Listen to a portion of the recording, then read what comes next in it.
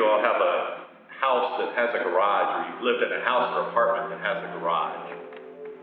What do you think that folks around the world that have a hard time finding enough food to eat think about us building houses for our cars?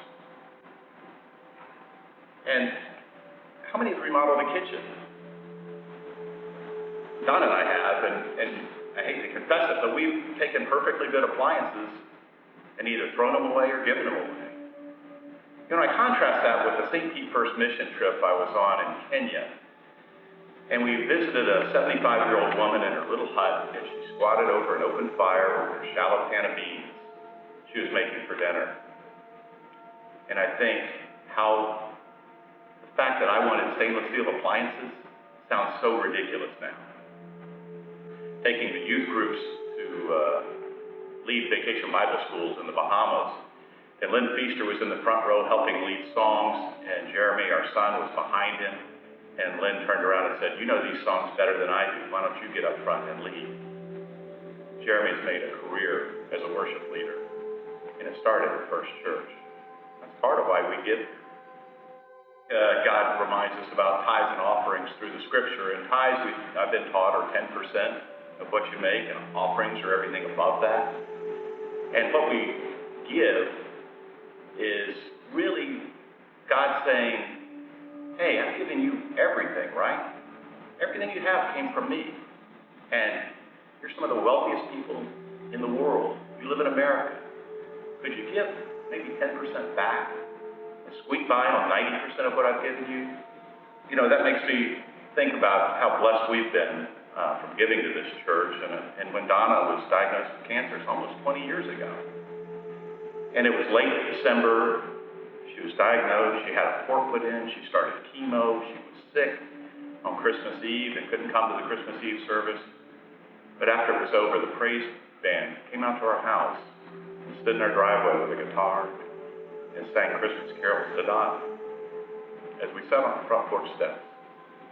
That's part of why we give to First Church.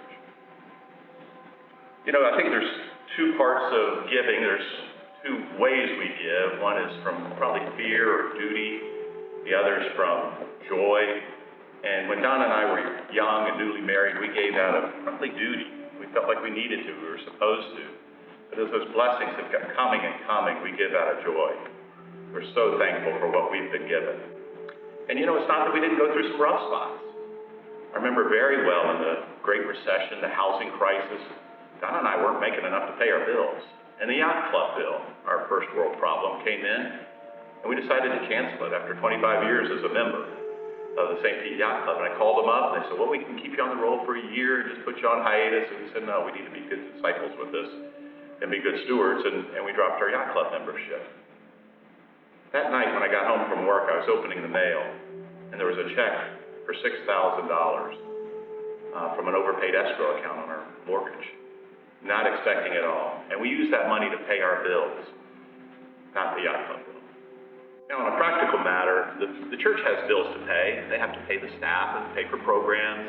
And so having a regular, predictable income to the church is really helpful. And I'm going to ask you to make a pledge to the church. Tell them how much you're going to give over the year, or every week, or every month. And that way that helps the church budget. The way Don and I do it is we make a pledge, and then we put 80% of that pledge on an automatic draft out of our checking account. And we do that on the first of the month, because I get paid on the last day of the month. And so we want to give the church our first fruits. And then the other 20%, because we travel a bit, we set up the automatic part, but then when we're here, we pay the other 20% with the check and the offering plate. So we can do both. We split it up, and we make up that difference when we're here on Sundays. And that works great for us. It feels good to put something in the offering plate. But I also want to tell you that if you do make a pledge, you can change it any time. You know, it's okay. If you need to raise it, we can take care of that. But seriously, if you need to lower it or reduce it for some reason, something that's happened in your life, we can do that too. So it's your journey, and we want to be a part of it. But you know why Don and I give to First Church, and I hope you will too. Thank you for listening.